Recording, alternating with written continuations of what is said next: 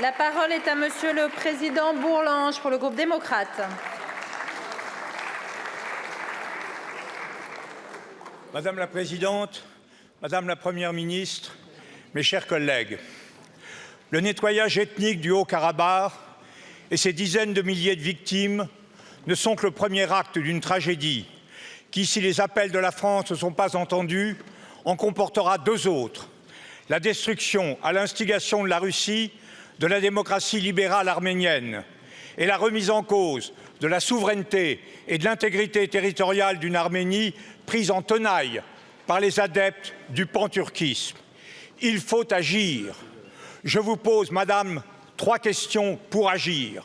Première question, le gouvernement est-il prêt à saisir à nouveau le Conseil de sécurité sur les décisions propres à assurer la protection des minorités arméniennes demeurées au Haut-Karabakh, ainsi qu'à protéger et à garantir l'intégrité territoriale et la souveraineté de la République de l'Arménie? La question des sanctions doit être légitimement posée. Deuxième question, au-delà de l'aide humanitaire d'urgence, le gouvernement n'estime-t-il pas nécessaire de mettre en place, au niveau de l'Union européenne, un véritable plan Marshall de réinstallation des réfugiés afin d'offrir un avenir à ceux qui ont tout perdu et de faire baisser en Arménie même une tension susceptible d'emporter la démocratie? Troisième question, que comptez-vous faire pour aider militairement l'Arménie à se défendre? Entendez-vous répondre rapidement à sa demande d'armes? L'Union européenne a jusqu'à présent refusé à l'Arménie la facilité européenne pour la paix. Ce refus peut-il enfin être levé? L'honneur de l'Europe est engagé dans cette tragédie.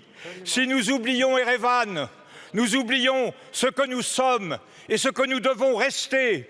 Assez d'indifférence, assez de complaisance, assez de lâcheté. L'Arménie doit vivre.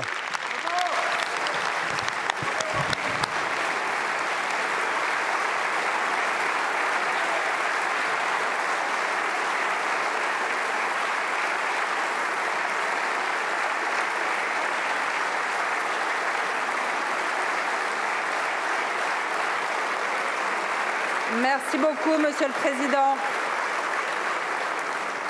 Merci beaucoup. La parole est à Madame la Première ministre.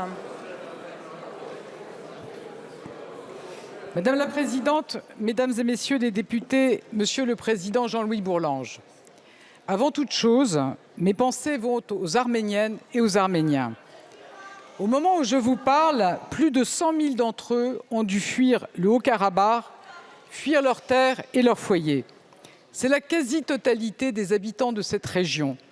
C'est un véritable exode massif et organisé. Monsieur le Président Bourlanges, comme vous le soulignez, cette situation est d'une extrême gravité.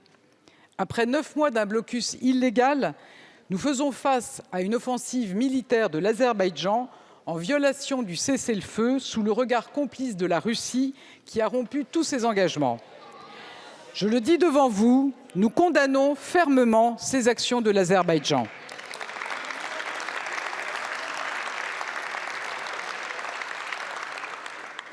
Très vite, la France a pris ses responsabilités. Aujourd'hui même, la ministre de l'Europe et des Affaires étrangères, Catherine Colonna, est en Arménie pour voir comment renforcer notre coopération dans tous les domaines et dire notre solidarité au peuple arménien. Nous sommes mobilisés au plan humanitaire. Notre aide a triplé pour atteindre 12,5 millions d'euros depuis le début de l'année. Une aide médicale d'urgence est arrivée en Arménie ces derniers jours. Et à ce soutien s'ajoutent les efforts des collectivités territoriales et de la société civile que je veux saluer. En parallèle à cette réponse à l'urgence humanitaire, la France est engagée pour réaffirmer son soutien sans faille à la souveraineté et à l'intégrité territoriale de l'Arménie. Nous agissons au sein de l'Union européenne. L'Union intervient au plan humanitaire et a activé le mécanisme de protection civile européen. Nous sommes engagés pour tirer toutes les conséquences de cette offensive militaire et pour bâtir un véritable plan européen d'appui à une Arménie indépendante, souveraine et démocratique. Nous continuons également à mobiliser le Conseil de sécurité des Nations unies et à appeler l'ensemble de ses membres à prendre leurs responsabilités. Une mission de l'ONU est actuellement au Haut-Karabakh pour évaluer les besoins humanitaires. Monsieur le président Bourlange, la situation est grave. Nous condamnons l'offensive de l'Azerbaïdjan. Nous sommes solidaires du peuple arménien et nous soutenons la souveraineté de l'Arménie. La position de la France est claire et nous continuerons à la défendre. Aucune paix durable ne pourra être atteinte dans le Sud-Caucase par la menace ou par la force. Je vous remercie. Merci beaucoup, Madame la Première ministre.